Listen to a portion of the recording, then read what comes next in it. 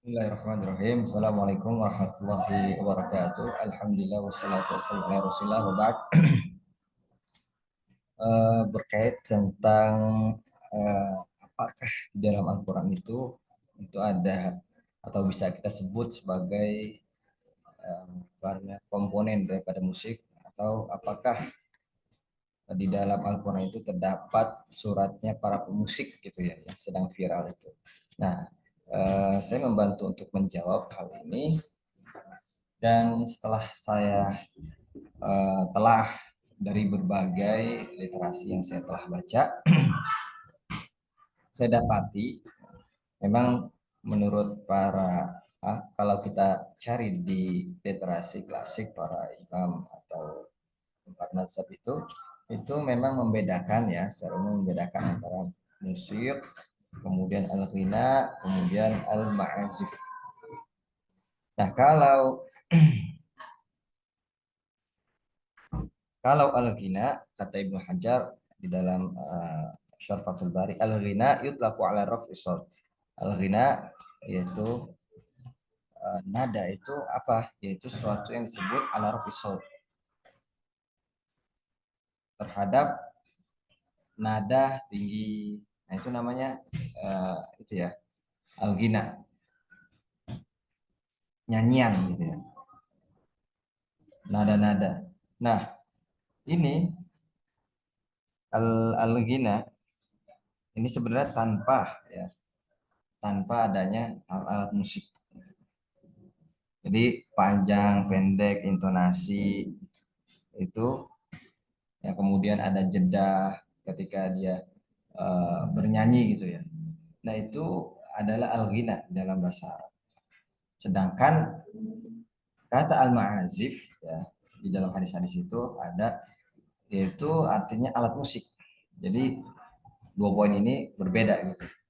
Kalau ma'azif itu alat musiknya, kalau al-ghina itu nada, panjang, pendek, penekanan pada suatu huruf, kemudian apa namanya, intonasi, apa, jeda, ada jeda yang dia suarakan, nunggu jeda dan lain sebagainya, itu semua namanya ghina ya, nada gitu, ada nyanyian gitu, intonasi. Nah, kalau al-musik itu diartikan, kalau kita lihat di dalam al-musu' al-fiqhiyah, itu sebenarnya ilmun yu'rafu minhu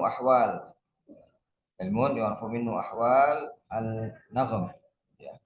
Suatu ilmu yang mana kita dapat mengetahui ya, kondisi-kondisi atau kapan saja perubahan melodi, macam-macam melodi dan ritme, kemudian menyusun ritme itu bagaimana, dan juga menentukan kunci-kunci di dalam alat musik. Nah, jadi musik ini adalah gabungan antara nadanya panjang pendek, kemudian di sana ada ritmenya, dan juga gabungan dari namanya alat musik. Jadi itu adalah namanya musik. Musik berarti suatu nada yang dibersamai dengan apa? Dengan sebuah alat. Nah, itu namanya musik. Jadi kalau kita sedang bermusik berarti kita bernyanyi dengan alat-alat musik. Oke. Nah, itu yang harus kita pahami dulu pertama.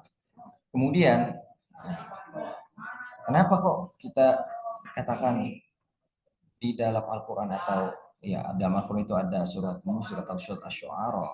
Ya, nah ini mungkin sebagian ulama memiliki tasawur yang berbeda, memiliki deskripsi pengertian terhadap musik itu berbeda dengan apa yang telah didefinisikan oleh sebagian ulama yang tadi saya sebutkan.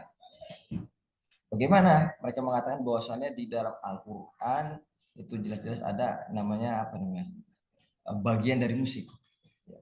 Kalau kita tasawurnya, definisi yang ada di akal kita itu adalah musik, Peter Pan, Sheila on Seven dan lain sebagainya gitu ya. Nah, itu adalah musik-musik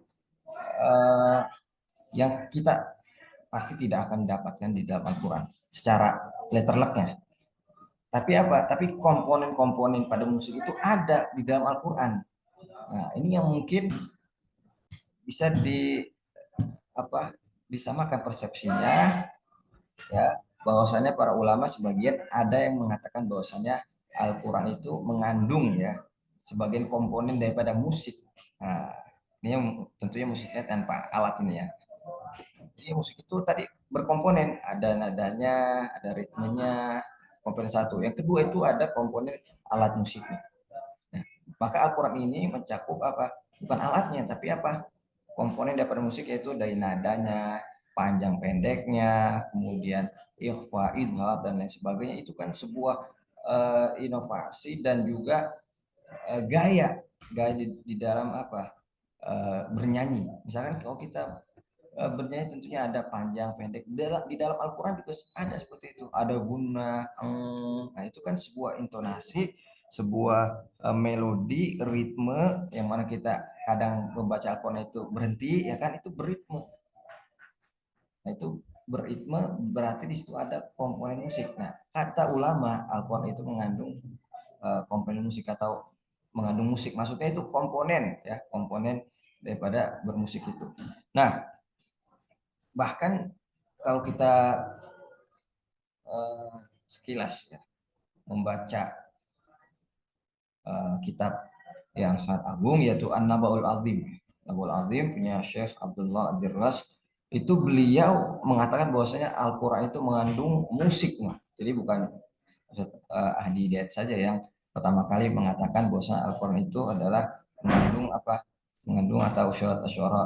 Suara itu adalah surat yang pemusik, bukan hanya Ustadz Adi Hidayat, bukan beliau yang pertama, tapi ulama-ulama yang keren pun mereka dengan kitab-kitabnya menulis dengan jelas adanya Al-Quran itu adalah adanya apa, di sana terdapat nada-nada atau komponen-komponen musik. Jelas nih, misalkan Syekh Abdullah Darras mengatakan da'al qari al mujawwid yaqra'ul Quran. Kita perhatikan seorang qari yang dia mentajwidkan Al-Quran, yang dia mentartilkan Al-Quran, fokus gitu ya. Kemudian dia menghayati, sangat-sangat menghayati nada-nada Al-Quran. Kita lihat huruf-hurufnya, ya, kadang hurufnya itu diakhiri dengan huruf nun, kadang pemilihan hurufnya itu sangat pas. Jadi seakan-akan apa, bernada gitu ya. Memang bernada. Jadi Al-Quran itu bernada, tidak sembarang. Kemudian antara satu kalimat dengan kalimat yang lainnya juga bernada, satu huruf dengan huruf yang lainnya juga bernada, intonasinya juga bernada, ada panjang, ada pendek. Nah, itu semua kalau kita membaca Al-Quran dengan penuh ketenangan, khusyuk, itu akan didapatkan suatu nada-nada yang sangat lebih, bahkan lebih daripada nada-nada musik, kata Syekh Abdul Dirras gitu ya. Nih, bahkan di dalam nasnya sendiri beliau mengatakan eh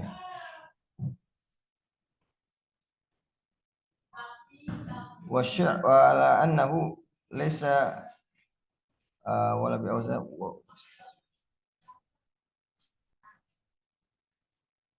bahkan kata beliau itu lebih, ya, lebih daripada musik, ya, daripada komponen musik.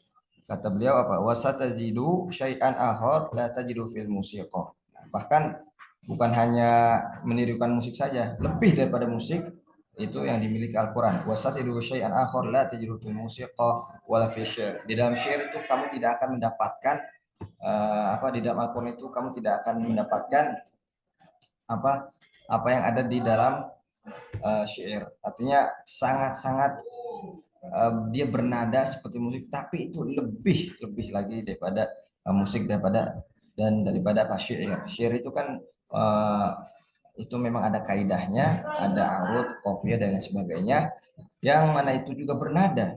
Bahkan kalau kita lihat hewan-hewan gitu ya di padang pasir, onta, kuda, itu mereka bernada, hewan saja itu bernada, bernyanyi dia dengan apa, dengan hentakan kakinya yang apa, berjalan yang seirama gitu. Itu merupakan tabiat hewan.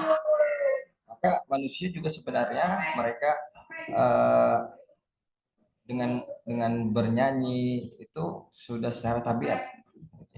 Nah, di dalam bahkan ada ulama yang dijuluki, ya, dengan apa, pemusik ya. Selain beliau itu adalah alim, fikih, faqih, mufassir, beliau juga dijuluki sebagai al-musiqon. Kita lihat di dalam kitab Al-Alam punya Imam Zirikli.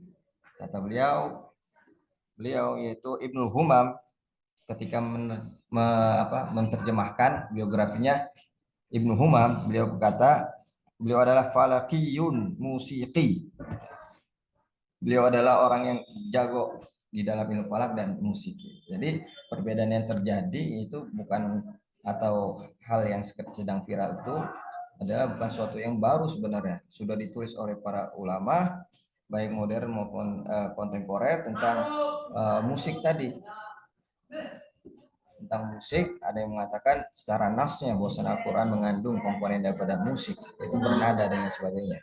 Jadi ya, yang terjadi itu adalah pemahaman, ya, deskripsi yang tidak sempurna terhadap apa yang dikatakan Ustaz Ali Hidayat, yaitu Al-Quran ada di dalamnya surat Asy-Syu'ara, yaitu surat musik. Mungkin dari sisi itu kita bisa gabungkan. Tapi kalau kita tasawur deskripsinya itu adalah sebuah musik seperti Peter Pan, seperti musik Seven dan lain sebagainya, kemudian kita masukkan ke dalam hukum Al-Quran tadi, ke dalam retorika Al-Quran dengan musik yang zaman sekarang itu tidak bakal masuk seperti itu. Maka itu adalah kesalahan di dalam mendeskripsikan sebuah kata gitu. Maka kita telusuri terlebih dahulu sebelum kita menghukumi. Wallahu taala a'la wa alam. Wassalamualaikum warahmatullahi wabarakatuh.